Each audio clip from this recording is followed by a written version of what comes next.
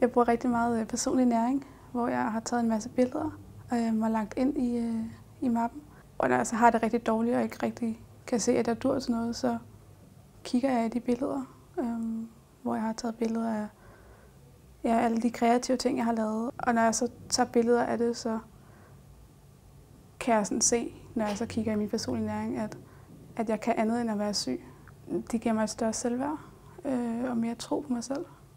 Så det har været rigtig rart at ligesom nogle gange kunne stoppe den onde cirkel, man nogle gange er i, når man har det dårligt. Jeg synes, det har været rigtig spændende og lærerigt. Og jeg synes, at folk er rigtig søde og venlige og imødekommende. De lytter til en, og at det, man siger, det bliver taget alvorligt, og ja, at man ligesom selv er en del af projektet, og at det, man siger, har stor betydning. Jeg sådan kommer i tanke om, at jeg rent faktisk godt kan noget, at jeg dur til noget. At jeg ikke bare kun er syg, men også er andet end det.